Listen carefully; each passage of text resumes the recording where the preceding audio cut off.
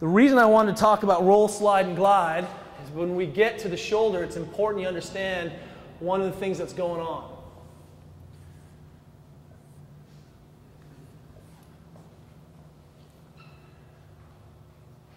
Here's the head of your shoulder, head of your humerus, right? Here's your upper arm, scapula, right?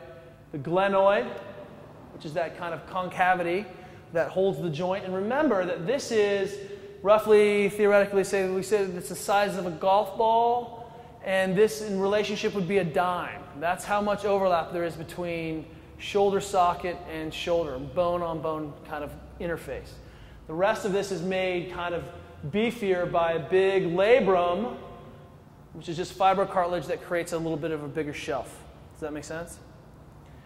The shoulder feels like this nexus of Never Never Land. There's all these things going in, rotator cuff muscles.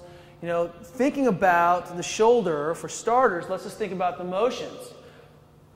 Right? You've got pure flexion, pure abduction. Right? This plane in the middle is called scaption. This is a kind of a 45-degree angle plane. It gives me the most room underneath the scapula, underneath that acromion, the acromial arch. And what you'll see is that people, for example, have a hard time getting their shoulders up in the front squat. If you can move their grip out a little bit, they'll suddenly have a lot more, won't they? And that's why spending a little time knowing your anatomy makes sense. You don't get it in school, you've got to get it somewhere else. What I want you to know is that as this arm theoretically goes up in this direction, there has to be an accompanying roll, slide, and glide of that joint this way, right? And there's some roll and glide, right? So it's rolling, sliding, and gliding. And that helps this joint maintain position in the socket. And what happens is if people are missing that passive accessory motion, in essence, the joint no longer rolls, slides, and glides its way. It'll roll its way right to an impingement. It'll roll its way right to kind of a position of weakness. And so instead of having the appropriate translation of the joint into the right position, we now have the joint doing something that's not ideal.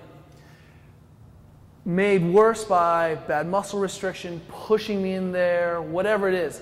If you are a PT, then you know what's going on, or a physio, or a chiro, or whatever you want to call it, a DO. You know, you might be able to get your hands in there, and if you've ever seen me for your shoulders, you know what that feels like, right? It feels like a Wolverine is gnawing at you while you lay on the table. That's what manual therapy feels like.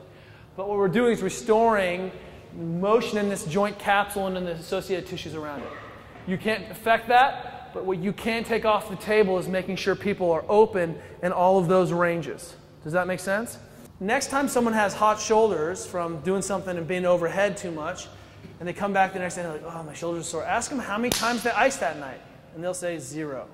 Right? It's important that you put that on them. How's everyone's shoulders doing? Or you know you've got your guy, he comes up afterwards and he's holding his shoulder, and you're like, dude, you got to go ice that.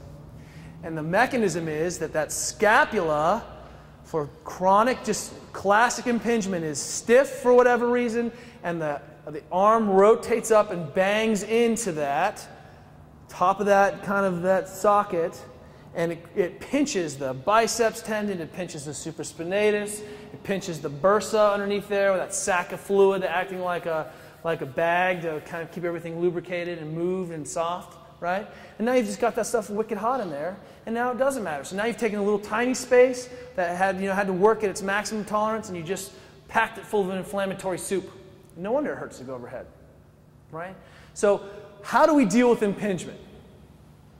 What are the mechanisms of impingement? I told you that something you can't change. You cannot affect this passive accessory movement.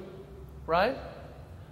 You can't do anything about it. You can deal with the physiologic movement, and oftentimes we see our athletes, hey man, stretch your triceps, stretch your lats, and lo and behold, it's better, right? But what are the things I'm thinking about? We know that this primary impingement is me rolling into that thing and that stuff getting hot, okay? So primary impingement. A secondary impingement means that I dislocated my shoulder, and my shoulder's so loosey-goosey in there that no matter what I do, it just bangs in there once in a while. Not much we can do about that. You have that instability from a shoulder injury, you just have to be perfect. And that fits our best fit model, doesn't it? Best fit mechanics optimizes joint space and joint function. So, you know, if I'm a CrossFitter, and you'll look at any one of those certification photos, and those guys are like, yeah, there's some big dudes in there who are all internally rotated, thumbs are pointing at each other, right? And do you think that they're susceptible to that silliness? Absolutely.